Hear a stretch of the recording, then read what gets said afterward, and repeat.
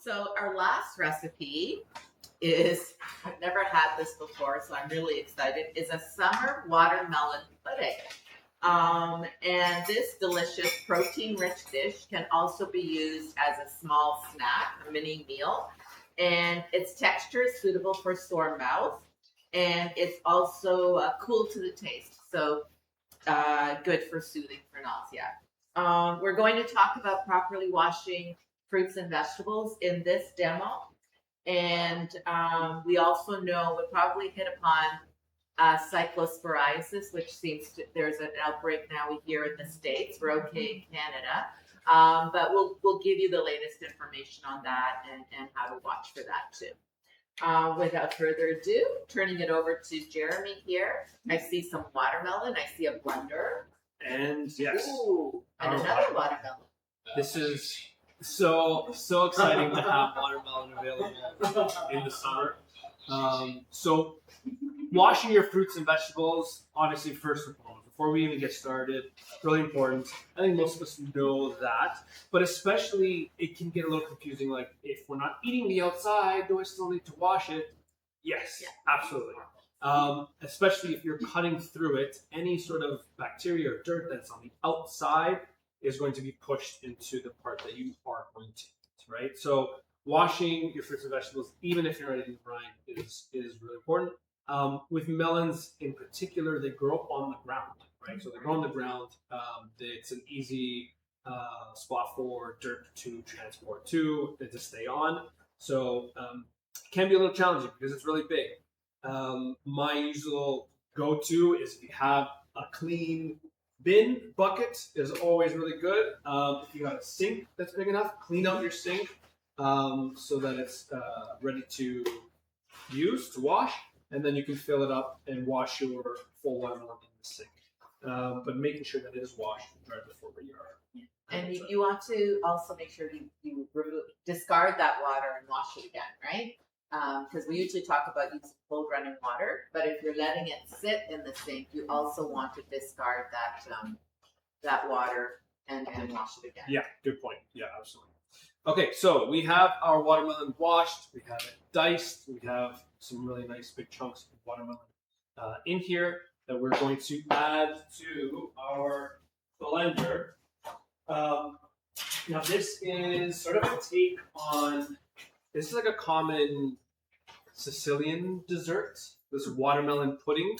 It usually uses gelatin. We're going to show you a different way, a little bit quicker way. An exciting way. Yeah, it's exciting my favorite way. new food. Yeah, to make this. And what's lovely is like it is fairly quick, and you can use any fruit that you want. I just love watermelon. I can eat as much as possible until the fall hits and we don't have it. So I'm going to add some nice big chunks here. You can do something a little bit smaller if you want. That's just the watermelon juice from sitting. And then if you have, I'm using tongs here or a big spoon, just push it down a little bit. This is just going to help it blend. And if you find that it's not blending super well, you can add a touch of water. I just don't want to dilute it too much, okay? You can add lemon juice to this. Lemon juice, you can add, if you want a little sweetness, you can add a sweetness. You can adjust flavors as needed.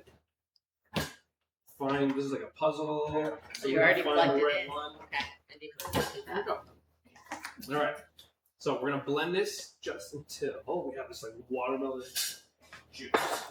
And hold on, first of all, disclaimer, eating watermelon like this is absolutely delicious and a dessert and a treat. It would just be a very boring recipe if I'm just saying serve cube watermelon. So this is just want to get that out there. Yeah, I love true.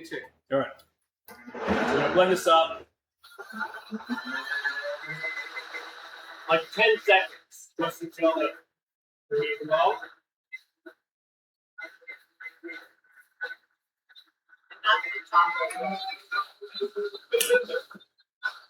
I'm getting a nice fresh air there. Just some nice fresh air there. All right, so watermelon juice, I guess you can call it watermelon juice. Everything is still in there. Watermelon puree. watermelon puree, and I'm going to pour this. We need Harry Styles here to sing the watermelon sugar Oh, song. yeah. Without the sugar. You have to sing. Oh, no, I can't sing it. But I can hear him in my head. Oh, is someone singing it in the audience? No? I know it. You know it? It's like an earworm, right? It's catchy. It's catchy. So we have our watermelon juice done, ready to go. And now what are we going to add to thicken this up? You may be familiar with this product already, maybe for different reasons. We don't always think about using it in cooking. This is psyllium husks. So this is ground powdered psyllium husks. This is going to absorb and gel whatever liquid that we add to.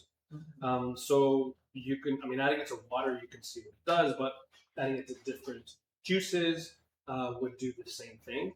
But making the juice just fresh from the fruit itself is just a nice way to incorporate the whole product, right? So for this recipe, you can play around with it. The ratio is about 1 tablespoon per cup of liquid. Okay. No, right, too.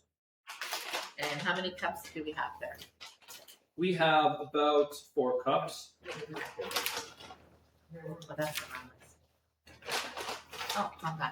So the other thing about psyllium husks is one of the reasons why it has this amazing gelling property is because it is mostly soluble fiber. So in 1 tablespoon, you actually get about 5 grams of fiber. And it's also like, you may have heard of it as being part of what's in Metamucil, but you can buy it as is. It also contains prebiotics. So some fibers are prebiotics, which means they are great food for the friendly bacteria in our gut. So it not only is helping to gel this to turn it into a pudding, it's also providing us with some health benefits as well. So it will happen pretty much within 10-20 seconds. So if you find, it's not thickening up, it's not gelling right away, just let it sit for a bit because we don't want to add too much. And I promise you it works. I make some gluten-free products for my nephew. And the recipe for focaccia called for psyllium husks. And I'm like, well, that's interesting. Instead of using the usual xanthan gum to make it stick together, you use psyllium husk and you get this beautiful focaccia. So I'm excited about using it as an ingredient in gluten-free cooking. So adjust the flavor at this point. Taste it, see where you're happy with it, because as soon as it sets, it's really hard to mix any extra flavors into it, right? So that is pretty much ready to go, and then you can see how it's already thickening up quite a bit. Yeah. So then we can pour this into, if you have like glasses or jars. Oops, wrong way. Wrong way. There. Oh, it's over. It's over. I get really excited about the gelling. The gelling. And then as it sits, so you can put this in the fridge, let it sit. It's already thickening up as we wait here. But as it sits, I put a few jars in advance and added just a little bit of the jellified pudding texture of the watermelon, and then just a little topping of the extra juice of the watermelon. Did you create a new word? Jellified? Is that a new word? Maybe. I'm always creating words. And so you can see now,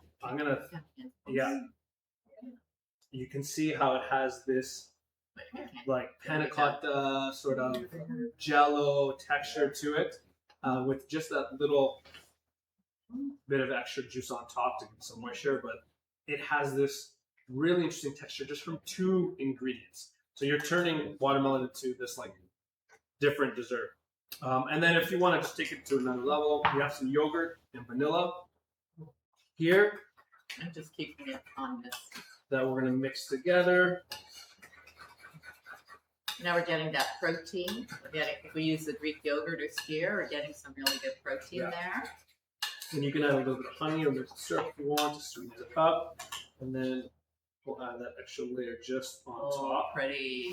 Now, pretty. As I was like preparing this, it was suggested this would be awesome with like an orange juice base to have like this orange sherbet kind of feel to it, which would be really good too.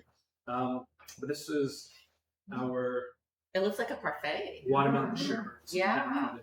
Yeah. And that's it. That's a really nice, refreshing summer watermelon pudding.